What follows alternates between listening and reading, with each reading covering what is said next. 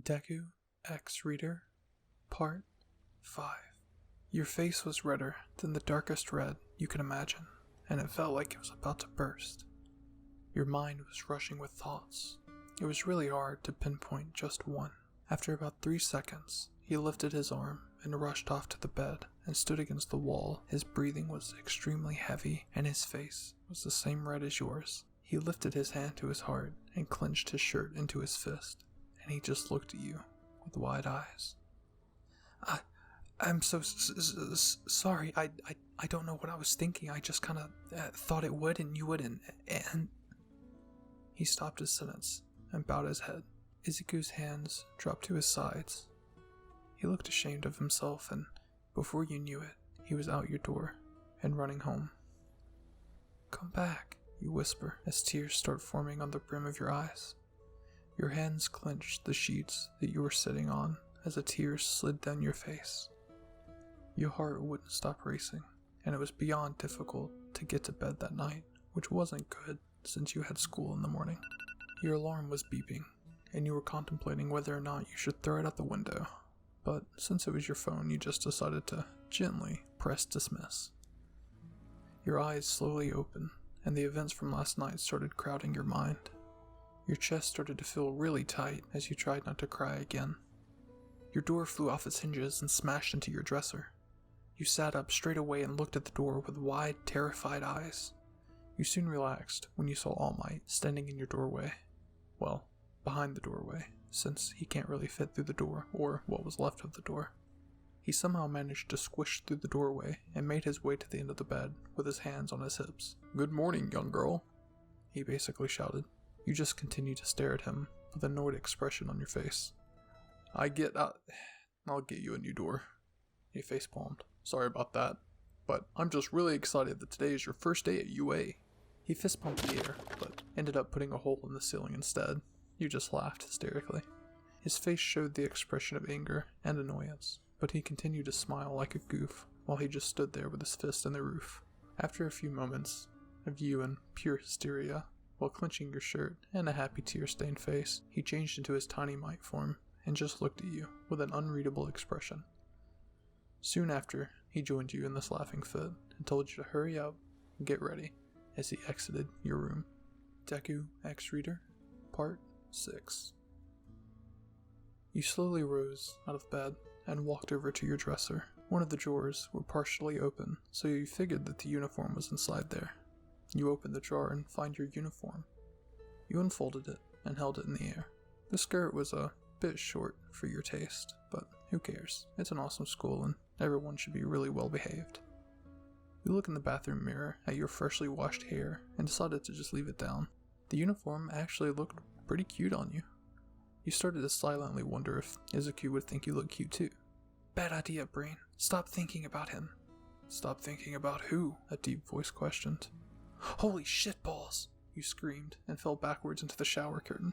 You looked up to see Small Might standing in your doorway, trying to contain a laugh, while you just sit awkwardly in the tub, tangled in a curtain, with an annoyed expression, and a piece of hair was covering your slightly red face. Are you alright, young girl? He said through a stifled laugh. I'm fine, you replied, like an annoyed 5-year-old. Tiny Might walked over and offered you a hand. You obviously accepted the help and once again stood up. Now your hair was a mess again, and you huffed. You once again finished brushing your hair. Once it was brushed, you met Tiny Might in the car and started to head off to school. As you grew nearer, your heart rate increased, and you started to panic a little bit. Tiny Might noticed this and put a bony hand on your shoulder and flashed you a warm smile. There's no need to be scared, young one.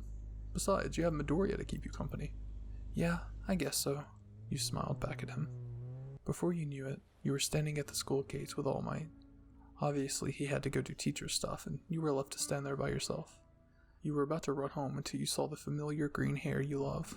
Acting on instinct, you started to sprint towards him and tackle the boy into the tightest hug possible. When you did this, you heard a slight gasp coming from Izuku. You were expecting to hit the ground, but instead you felt a hand on your back and felt no impact with the ground.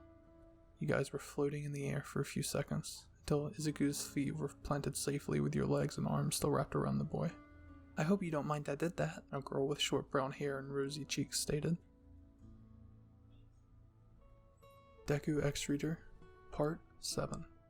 Hi, I'm Ochiko Uraraka. It's nice to meet you, she says with a smile.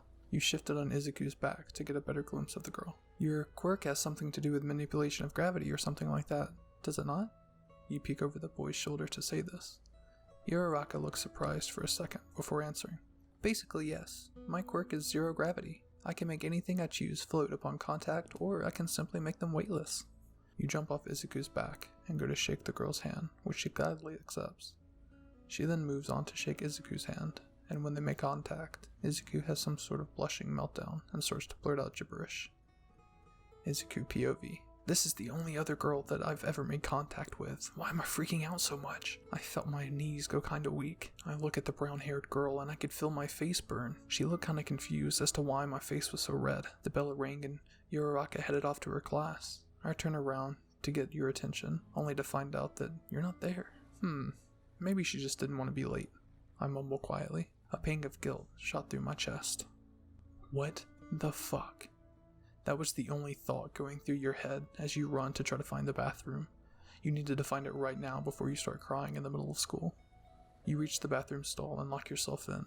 You almost immediately break out into silent sobs and just sit on the cold ground. A few minutes have passed and you decided to get up off the floor.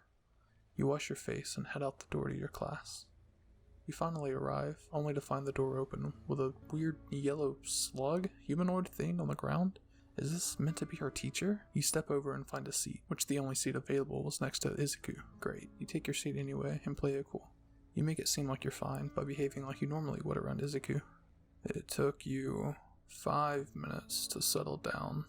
This simply won't cut it in the hero world, the yellow worm states from the floor. Deku X Reader, Part 8. The man emerged from his cocoon-type thing. He looked really tired. His hair was kind of messy. He took a sip of his drink in a packet and started to walk to the front of the class. I'm Mr. Aizawa, your home group teacher, he says bluntly.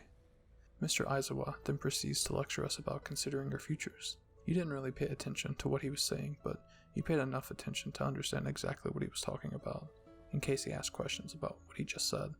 Isn't this kind of pointless? I mean, we're here because we want to be heroes, unless people are here because they've been forced to, or they didn't know what else to do. You have the tendency to mumble to yourself, exactly like Izuku. You heard a little chuckle coming from the person next to you. Then you remembered that you had to sit next to Izuku. He's probably thinking about all the fun he could be having with Uraraka. He's probably thinking he should ditch me and go off with her. Before you could finish another thought, you felt something slide down your face. You were crying. Are you okay? Izuku asks. You quickly start to wipe your eyes and try to handle your emotions. I'm fine. I just got something in my eye, you replied. His face showed major concern, and you kind of felt bad for lying to him, but you smiled to show that you were fine. It was difficult to not let another tear loose. Just a reminder, you're not allowed to use your quirks during school hours, and you are no official heroes yet, so you cannot and will not be using them in public like a licensed hero would. The only time you are allowed to use your quirks during school hours is if you are training or instructed by a teacher, Mr. Aizawa said. The bell rang, and you quickly made your way to the roof of the school. But little did you know, someone was following. You made it to the roof and took a seat against the wall. Once you were seated on the ground, you curled into a ball and let your emotions get the best of you. Are you alright? Someone asks. You stopped crying and lifted your head to see who was standing in front of you. I hope you don't mind me being here. I saw you crying during class and decided to follow you. You were surprised that someone actually followed to see if you were alright. I'm alright. You smile. He chuckled a bit and sat down in front of you. You're obviously not okay. You're crying on a rooftop. He was smirking a bit. I just caught something in my eye, you say. He chuckles again and has an amused expression on his face. Oh yeah? What'd you catch? Tears, you say through chuckles while wiping your eyes with your sleeve. He started to laugh, and you did as well. He scooted closer to you and held out his hand for you to take. You thought he was giving you a handshake, but instead he pulled you up and started dancing. You couldn't believe your eyes. A person you had never met was now dancing in front of you. You put your hand over your mouth to silence a laugh that tried to escape. See, it works. Whenever someone is upset, just get up and start dancing with them. He smiles, then offers his hand again. You hesitated, but eventually you took his hand. The boy spun you in a circle and dipped you down. He lifted you back up again and pulled you closer. You know, I wouldn't usually do this, but you seem like a really nice person. And who would I be if I didn't try to cheer up a cute girl like you? He smiles again, and lets you go, and spins in a circle before finishing the dance in the most extra pose ever imaginable. You start to uncontrollably laugh and hold your stomach. He starts to join the laughing fit and brings you in for a hug. Now, I read on the internet that no one feels completely better until they received a hug. You blush slightly, and he releases you from his grip and smiles. Better? He asks curiously. Much, you reply with a beaming smile. He pats your back and points a finger in the air as if he's had a brilliant idea. I forgot to introduce myself, he exclaims. His hand extends towards you, and you gladly accept. The name's Kaminari, but you can call me Deki. I hope you enjoyed Deku X Reader, parts 5 through 8. Stay tuned for the rest coming soon. This is Bizarre ASMR, and I'll see you all next time. Bye.